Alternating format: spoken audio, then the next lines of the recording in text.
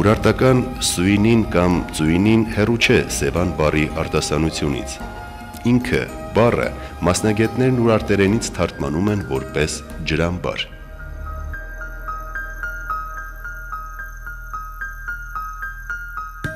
Լիճ է թափվում 28 փոքր գետ։ Դրանցից ամենաերկարը Մասրիքը չի գերազանցում 50 կիլոմետրը։ Գետերի ակունքներում 10 արգելավայր կա։ Լճից արտահոսում է միայն մեկ գետ՝ Հրազդանը, որի վրա կառուցվել է հիդրոկայանների մի ամբողջ կասկադ։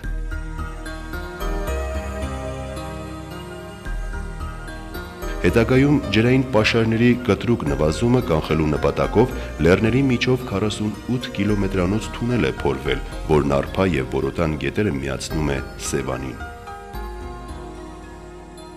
Հիմա լիճ է թափվում տարեկան լրացուցիչ 300 միլիոն խորանարդ մետր ջուր։ Նպատակաուղղված միջոցառումների և ոռոգման համար ջրի բաց թողումների խիստ հսկողության շնորհիվ վերջին մի քանի տարում լճի մակարդակը բարձրացել է մոտ 2 մետրով։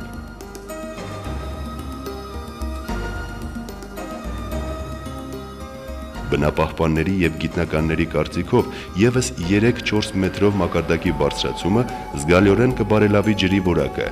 ինչն էլ իր հերթին դրականորեն կազդի նաև ողջ շրջակա միջավայրի վրա։ Սակայն այդ կարևորագույն հարցի լուծումը առաջ է բերել նոր խնդիր։ Բանն այն է, որ ջրի տակ կհայտնվեն տնկարկները, շինությունները, տները, ճանապարհները, ինչը կհանգեցնի լճի աղտոտմանը։ Այդ խոչընդոտների հեռացման համար կպահանջվեն միլիոնավոր դրամներ։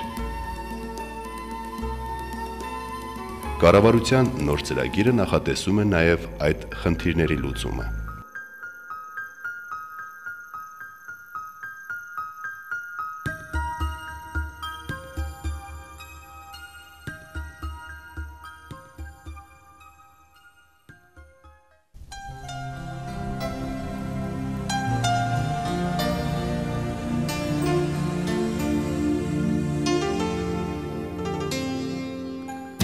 Արտանիշի թերակղզին մյուս արգելոցներից տարբերվում է առանձնահատուկ մեղմ կլիմայով։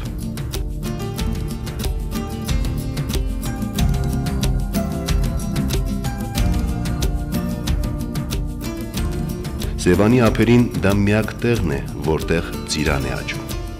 Ընդհանուր առմամբ լճի ավազանը հարուստ է մոտ 1600 բուսատեսակով, որից 200-ը բուժիչ նշանակություն ունեն։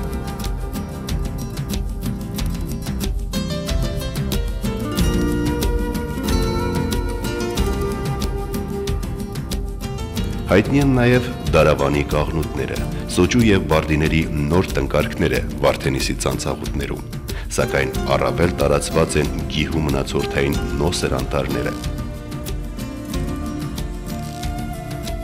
Չիչխանի և Մասրենու մացառուտները։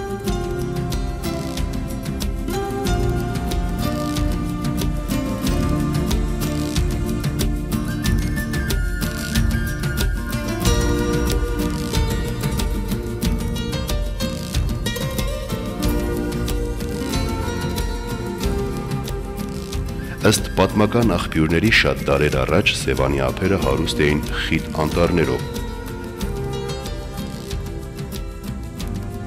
հաճարենու, կաղնու և այլ արժեքավոր ծառատեսակներով, որոնք օգտագործվում էին նավաշինության մեջ։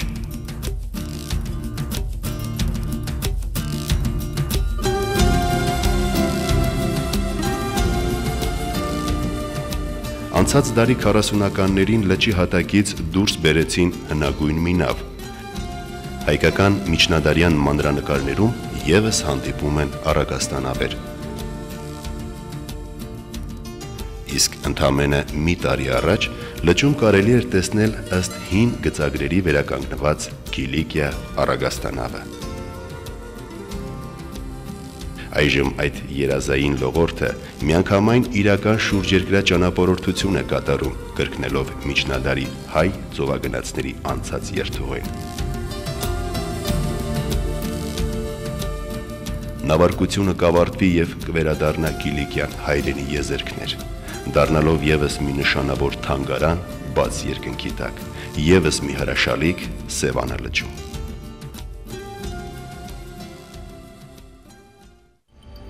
Սևանի հպարտությունը իշխանն է։ Այն միշտ էլ հատուկ գնահատականի է արժանացել։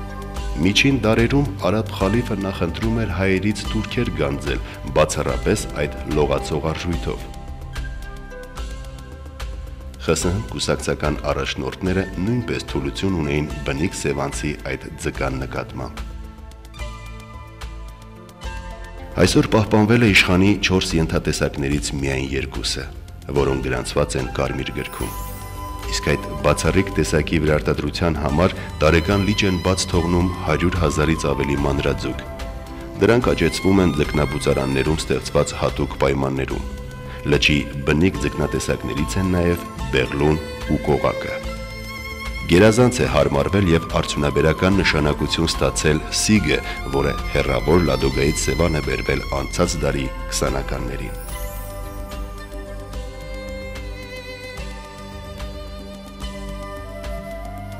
Վերջին շրջանում առանձնահատուկ համբավ է վայելում Սևանի Խեցգետինը։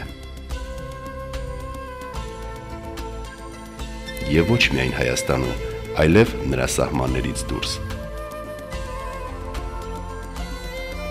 Դրան զգալիորեն նպաստում են մասնավոր արտադրությունները, որոնք զինված են ժամանակակից սարքավորումների վերջին խոսքով։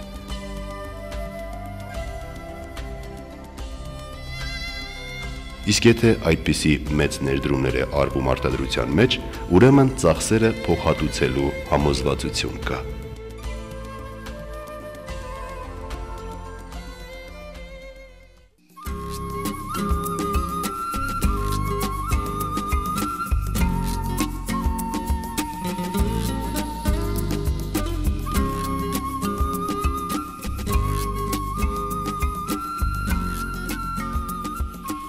Գիտահետազոտական արշավը շարունակվում է։ Առջևում թռչունների թագավորությունն է։ Երկու փոքրիկ կղզիների վրա փաստորեն վայրի բնության պայմաններում է ապրում հայկական ճայերի որորի ամենամեծ համայնքը։ Մասնագետների հաշվարկով դրանք 800-ից ավելի են։ Սևանի ավազանում ընդհանուր առմամբ հանդիպում է 262 թռչնատեսակ։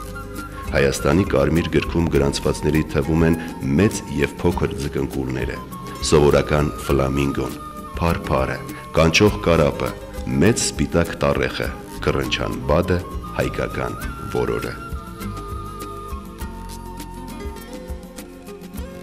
Սևանի կենդանական աշխարհը հարուստ է 3 տասնյակ տեսակի կաթնասուններով։ Լեռնային արահետներին եւ անտառի թավուտներում կարելի է հանդիպել բեզոարյան այծի, գայլի, աղվեսի։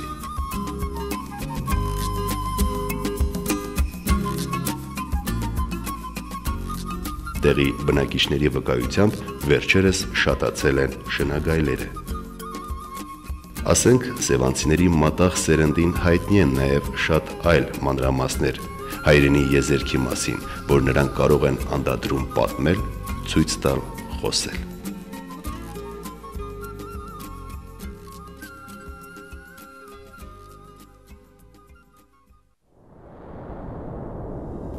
Նորատոս Սևան ազգային պարկի բնության գեղատեսիլ անկյուններից մեկը, մերձափնյա ամենամեծ գյուղերից մեկը եւ վերջապես Հայաստանի ամենանշանակալից պատմական հուշարձաններից մեկը։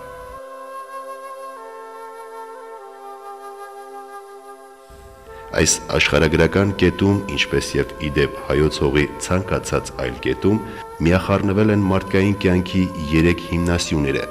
բնությունը, պատմությունը եւ ինքը՝ մարդը։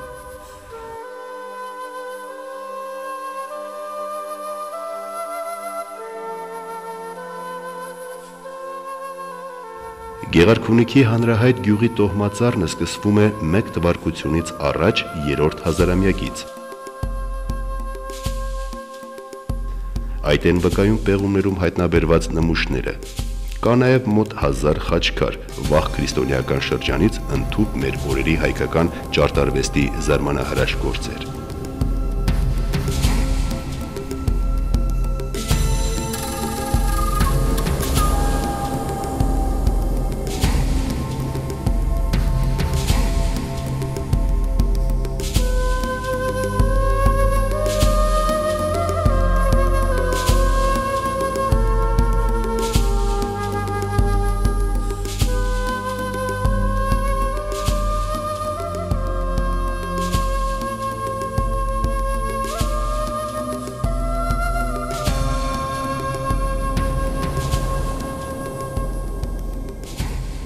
Այստեղ ապրում են, մշակում են հողը, երեխաներ են մեծացնում,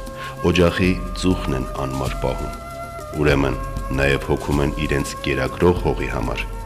իրենց շրջապատող աշխարհի համար, որը բնակեցնում է ավելի քան 7000 մարդ։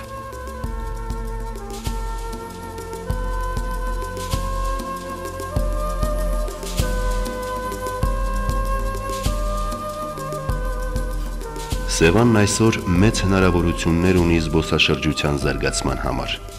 Տարեցտարի աճում է ցանկացողների թիվը տեսնել հայկական բնության այդ բազմադեմ հրաշքը իր բոլոր կերպարանափոխություններով։ Դրա վառ վկայությունն է հարմարավետ հյուրանոցների աճող թիվը։ Էկոտուրիզմի սիրահարների համար մշակվում են նորանոր երթուղիներ։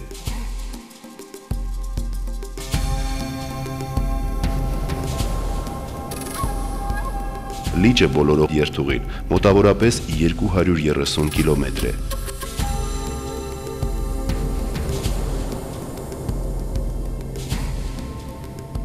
Կարելի է ճանապարհորդել նաև կատամարանով կամ զբոսանավով։ Միայն թե պետք է նկատի ունենալ, որ լճի առավելագույն երկարությունը հյուսիս-արևմտյան ծովագյուղից մինչև հարավ-արևելյան ծովագի ափը մոտ 75 կիլոմետր է,